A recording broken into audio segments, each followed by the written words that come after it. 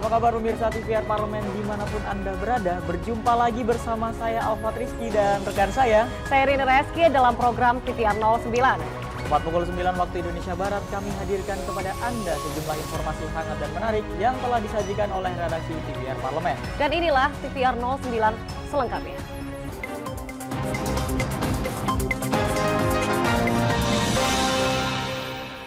Komisi 6 DPR RI Rieke Diah Pitaloka mendukung pemerintah untuk segera menerbitkan peraturan pemerintah terkait tata niaga pangan nasional berbasis data yang akurat untuk menyikapi problematika pangan yang belakangan ini menjadi sorotan publik. Anggota DPR RI Rieke Diah Pitaloka mendukung pemerintah untuk segera menerbitkan peraturan pemerintah terkait tata niaga pangan nasional berbasis data yang akurat untuk menyikapi problematika pangan yang belakangan ini menjadi sorotan publik. Rieke mengatakan PP tersebut dibutuhkan untuk kepastian, perlindungan, penguatan, dan jaminan hukum terkait ketersediaan pangan yang berkualitas, aman, mudah, dan terjangkau bagi seluruh masyarakat.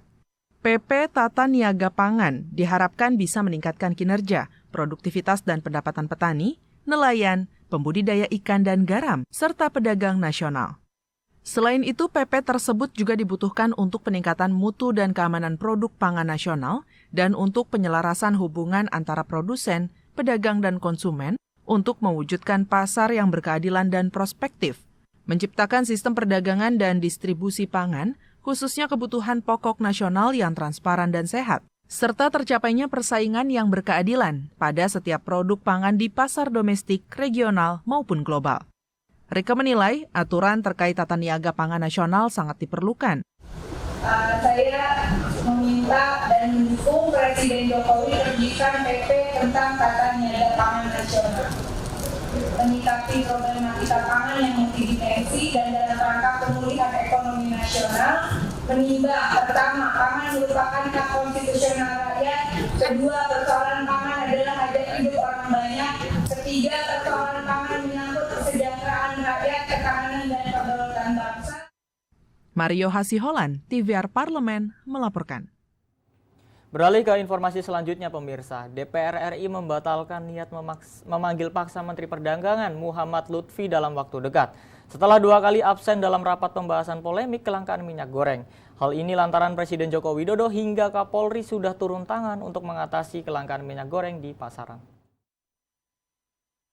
Dewan Perwakilan Rakyat DPR RI membatalkan niat memanggil paksa Menteri Perdagangan Lutfi dalam waktu dekat, setelah 2 kali absen dalam rapat pembahasan polemik kelangkaan minyak goreng. Hal ini lantaran Presiden Joko Widodo hingga Kapolri sudah turun tangan untuk mengatasi kelangkaan minyak goreng di pasaran. Wakil Ketua DPR RI Sufmi Dasko Ahmad mengatakan, DPR menunda pemanggilan kepada Mendak karena pemerintah sudah turun tangan mengatasi kelangkaan minyak goreng. Kapolri juga sudah memerintahkan jajaran di setiap Polda untuk memastikan stok minyak goreng tersedia. Masyarakat hingga saat ini masih kesulitan mendapatkan minyak goreng dengan harga normal di pasaran, meski pemerintah telah berupaya melakukan intervensi. Dasko berharap dengan Presiden Joko Widodo turun langsung dalam menangani persoalan minyak goreng dapat memberikan solusi nyata di lapangan. Sebelumnya, Dasko menyebutkan pimpinan bersama Komisi 6 DPR RI sudah 2 kali memanggil Menteri Perdagangan Muhammad Lutfi terkait persoalan minyak goreng. Meski begitu, Mendak tak kunjung hadir. Nah, karena ini sudah diambil alih oleh Presiden dan dilaksanakan oleh Kapolri, maka jadwal pemanggilan ketiga itu sedang dikonsolidasikan oleh kawan-kawan sambil melihat perkembangan lapangan untuk sama-sama mencari sebab dari kelangkaan minyak goreng dan solusinya. Zikri dan Denus, TVR Parlemen, melaporkan. Jangan kemana-mana pemirsa, TVR Parlemen masih ada berita lainnya yang kami siapkan untuk Anda. Di antaranya DPR RI dan Asosiasi DPRD Kabupaten seluruh Indonesia yang mendukung pembangunan IKN tentunya sesaat lagi hanya di TVR 09.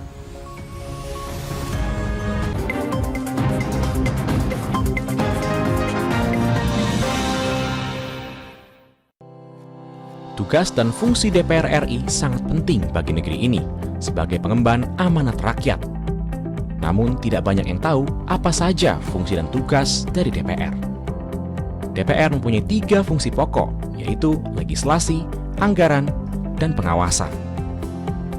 Ketiga fungsi tersebut harus dilaksanakan dalam kerangka fungsi representasi yang mengedepankan kepentingan rakyat berdasarkan aspirasi masyarakat dan untuk kesejahteraan rakyat. Dari fungsi legislasi, DPR RI mempunyai tugas dan wewenang untuk menyusun dan menetapkan program legislasi nasional bersama dengan pemerintah, menyusun dan membahas rancangan undang-undang, menerima rancangan undang-undang dari DPD, membahas rancangan undang-undang yang diusulkan oleh Presiden ataupun DPD, menetapkan undang-undang bersama dengan Presiden, menyetujui atau tidak menyetujui peraturan pemerintah pengganti undang-undang yang diajukan Presiden untuk ditetapkan menjadi undang-undang. Sementara, fungsi anggaran membahas dan memberikan persetujuan atau tidak memberikan persetujuan terhadap rancangan undang-undang tentang APBN yang diajukan Presiden, memperhatikan pertimbangan DPD atas rancangan undang-undang tentang APBN dan rancangan undang-undang terkait pajak, pendidikan, dan agama, menindaklanjuti hasil pemeriksaan atas pengelolaan dan tanggung jawab keuangan negara yang disampaikan oleh BPK, memberikan persetujuan terhadap pemindahantanganan aset negara maupun terhadap perjanjian yang berdampak luas bagi kehidupan rakyat yang terkait dengan beban keuangan negara. Dan fungsi pengawasan, melakukan pengawasan terhadap pelaksanaan undang-undang, APBN, dan kebijakan pemerintah, membahas dan menindaklanjuti hasil pengawasan yang disampaikan oleh DPD terkait pelaksanaan undang-undang mengenai otonomi daerah, pembentukan, pemekaran, dan penggabungan daerah, pengelolaan sumber daya alam dan sumber daya ekonomi lainnya, pelaksanaan APBN, pajak, pendidikan, dan agama. Terima kasih. Video ini dipersembahkan oleh TV dan Radio Parlemen, Biro Pemerintahan Parlemen, Sekretariat Jenderal, dan Badan Keahlian DPR RI.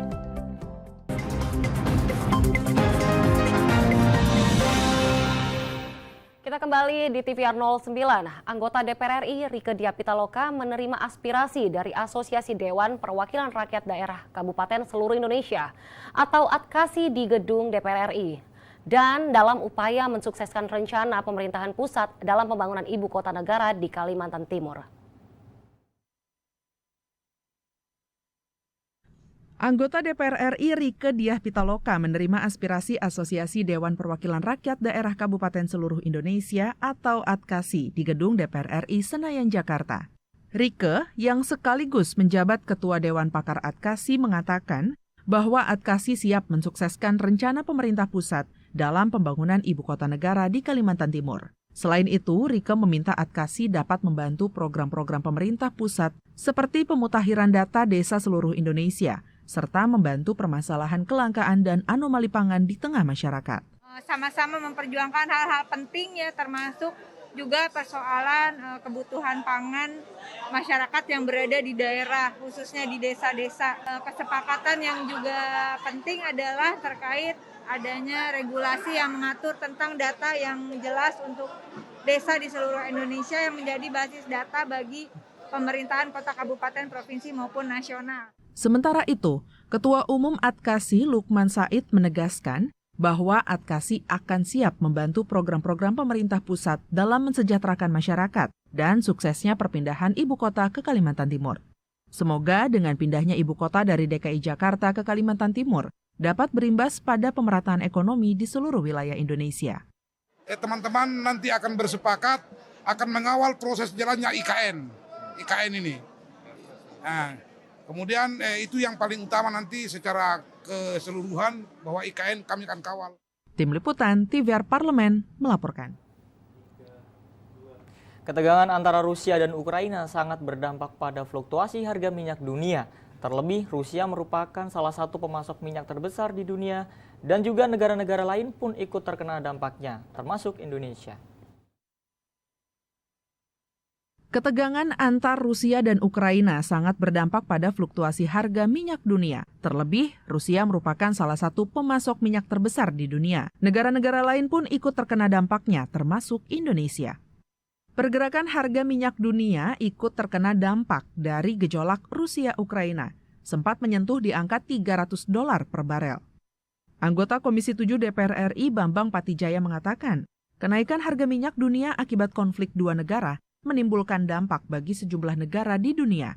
Minyak sendiri termasuk dalam kebutuhan vital berbagai sektor. Naiknya harga minyak akan menambah biaya produksi dan secara tidak langsung akan mempengaruhi perekonomian nasional. Dari catatan yang kami terima bahwa setiap kenaikan $1 per barel itu menimbulkan beban bagi APBN itu meningkat menjadi 2,5 T. Ini macam-macam nih. $1 itu menyebabkan kenaikan biaya subsidi lebih mahal minyak tanah 50 miliar. Menyebabkan LPG sampai dengan 1,5 T kurang lebih. Menyebabkan beban listrik ya karena operasional sebagainya itu hampir 300 miliar. Nah ini kan sangat luar biasa. Nah ini yang ingin saya sampaikan bahwa dampak daripada perang ini memang kita rasakan dan kita harus antisipasi itu. Meski belum ada kalkulasi seberapa besar pengaruh perang tersebut terhadap pertumbuhan ekonomi global, efek-efek lain seperti melonjaknya harga komoditas, sanksi finansial, dan pelarangan impor energi dari Rusia secara tidak langsung mulai dirasakan Indonesia. Andri, TVR Parlemen, melaporkan. Wakil Ketua DPR RI, Koordinator Bidang Industri dan Pembangunan Rahmat Gobel mengapresiasi penuh program Kota Tanpa Kumuh atau Kotaku di Provinsi Gorontalo. Menurutnya pembangunan dari level desa harus terus didorong untuk meningkatkan kehidupan masyarakat, khususnya Gorontalo. Wakil Ketua DPR RI Koordinator Bidang Industri dan Pembangunan Rahmat Gobel mengapresiasi penuh program Kota Tanpa Kumuh atau Kotaku di Provinsi Gorontalo. Menurutnya, pembangunan dari level desa harus terus didorong untuk meningkatkan kehidupan masyarakat. Hal tersebut dikatakan usai meninjau peresmian sarana prasarana infrastruktur bantuan pemerintah untuk masyarakat atau BPM dalam program Kotaku di Kelurahan Bugis, Kecamatan Dumberawa, Gorontalo. Harus terus membangun, membenahi dari desa. Apalagi bahwa Presiden selalu mengatakan bahwa pembangunan ekonomi di Indonesia ini tidak harus selalu mesti dari tengah, tetapi harus dari pinggiran. Kalau dari pinggiran, itu tentu adalah dimulai dari level desa. Jadi kalau turis mau datang, ada turis asing mau lihat Gorontalo, mau ke Gorontalo, mau lihat jalan-jalan di kampung di Gorontalo, dia lihat ini. Jalanannya bagus, rapi. Dia bisa menikmati bagaimana kehidupan masyarakat rakyat Gorontalo. Rahmat Gobel juga menghadiri peresmian Jembatan Sehati, program Kotaku di Kelurahan Polohungo, Kecamatan Limboto, Gorontalo. Yang penting tolong dijaga jembatan ini supaya ini bisa berfungsi, memberikan kemudahan buat masyarakat. Dijaga juga kebersihannya, jangan di atas jembatan buang-buang sampah plastik, ya. Bisa ya? Saya titip itu. Perencanaan kota tersebut merupakan penggabungan beberapa kelurahan yang masuk kategori lokasi penanganan kumuh yang harus segera diselesaikan sesuai target RPJMN. Dari Gorontalo, Rian Indrayana, TVR Parlemen melaporkan. Itu tadi 5 berita pilihan dari redaksi TVR Parlemen. Jangan kemana-mana pemirsa, sesaat lagi ada berita mendalam soal polemik perubahan logo halal baru. Informasinya sesaat lagi, tetap di TVR 09.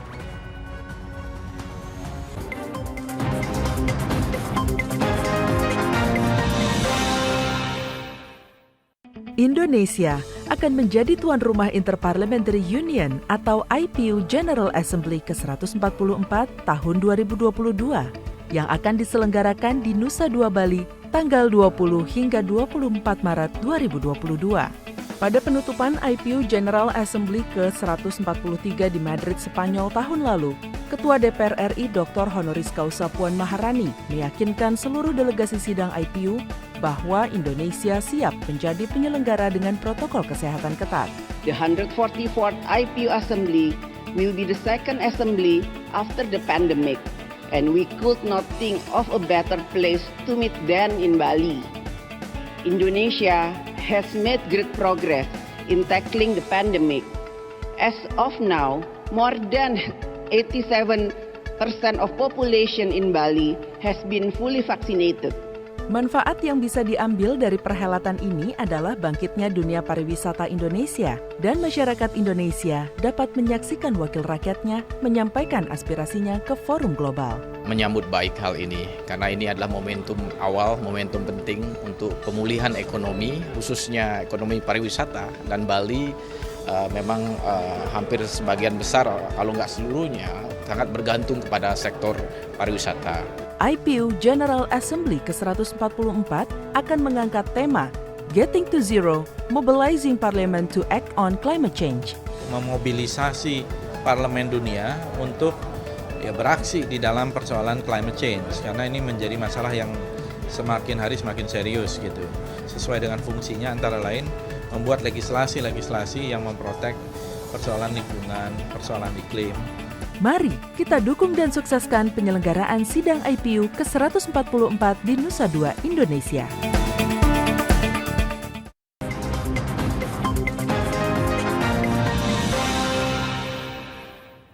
Kembali di TVR 09. Pemirsa, logo label halal yang baru diluncurkan Badan Pengelola Jaminan Produk Halal atau BPJH Kementerian Agama terus menuai kritikan.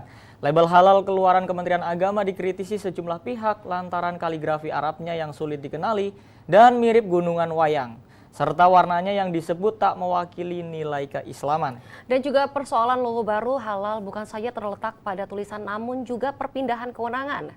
DPR RI mempertanyakan urgensi perubahan logo halal tersebut. DPR RI menilai Kementerian Agama seharusnya berfokus dulu pada pelaksanaan sinergi pihak-pihak yang terlibat dalam proses sertifikasi, bukan malah mengeluarkan logo halal yang baru. Simak liputan mendalam yang telah dirangkum oleh tim redaksi TVR Parlemen berikut ini.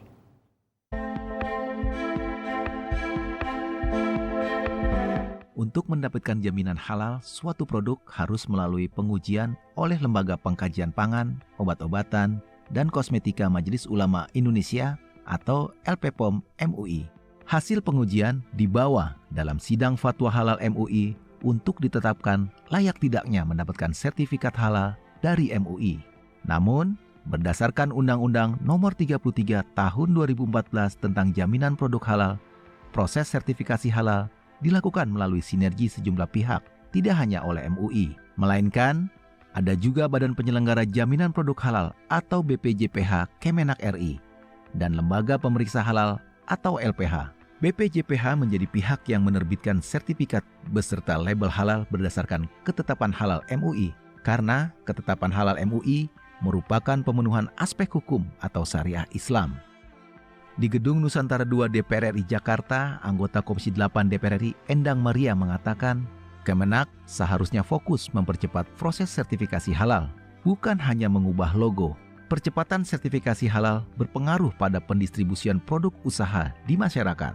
Terkait perubahan logo halal, Endang menyatakan, Kemenak seharusnya mendiskusikan lebih dulu pembuatan logo halal baru ke berbagai pihak, baik di DPR RI maupun tokoh-tokoh agama.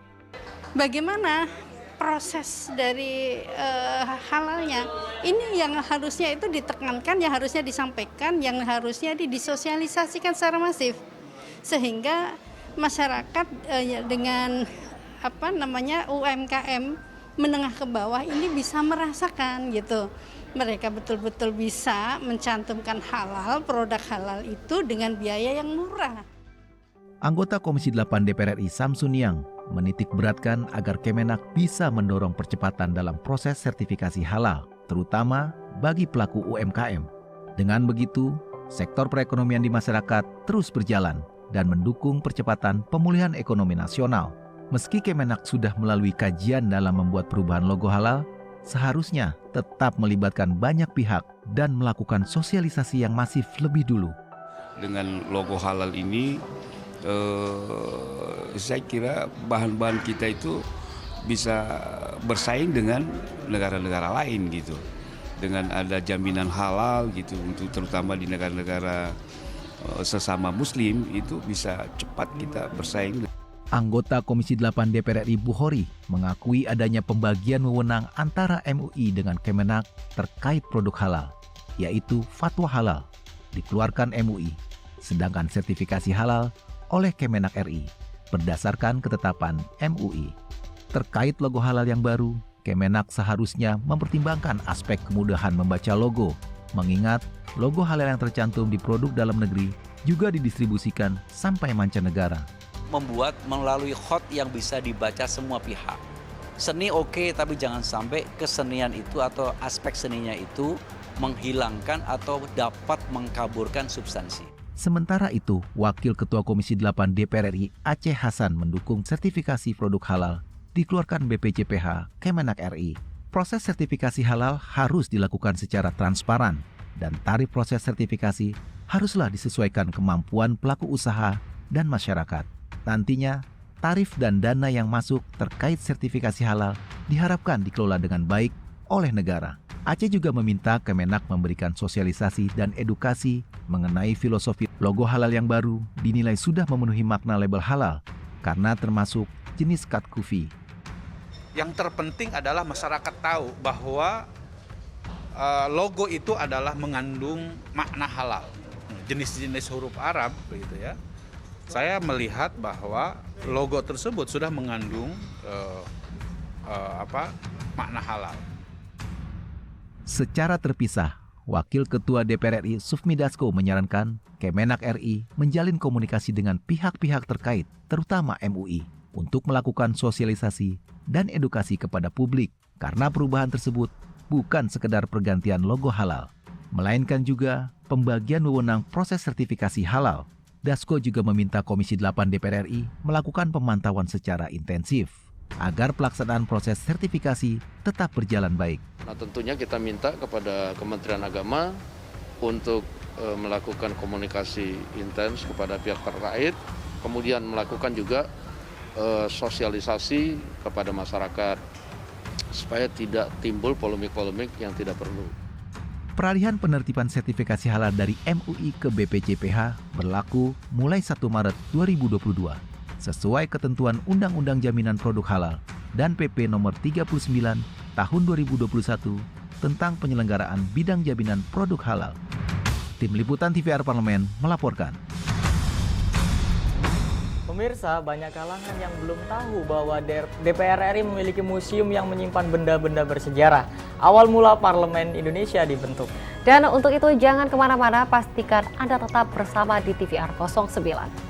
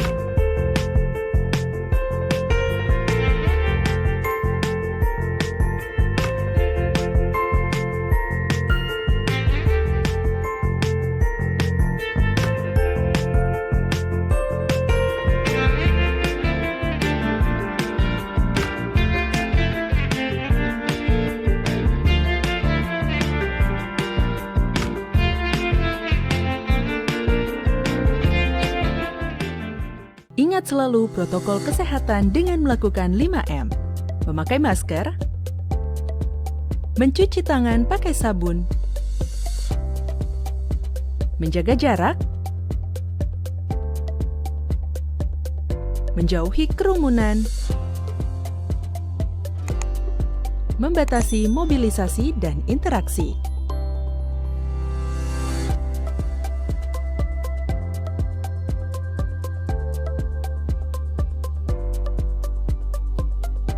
Dipersembahkan oleh Biro Pemberitaan Parlemen, Sekretariat Jenderal DPR RI.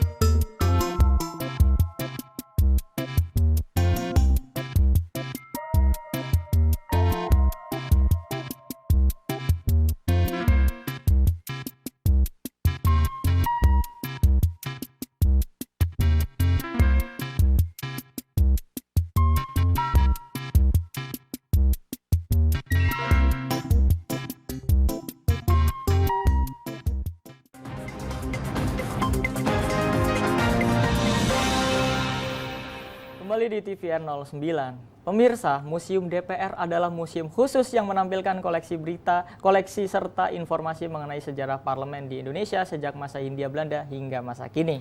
Dan bagaimana sejarah pembangunan awal museum, benda bersejarah apa saja yang ada di dalamnya? Berikut informasi lengkap seputar Museum DPR RI hanya untuk Anda.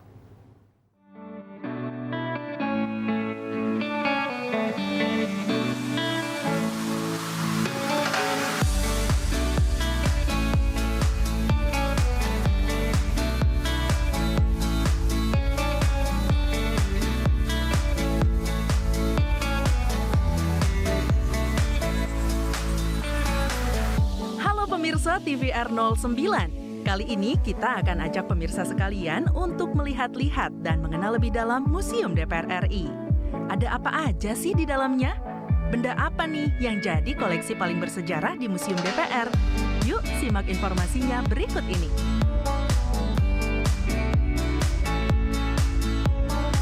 Museum yang berlokasi di Gedung Nusantara DPR RI lantai 2 ini diresmikan pada tanggal 16 Agustus 1991 oleh Ketua DPR RI yang menjabat pada masa itu, Bapak Hari Suhut.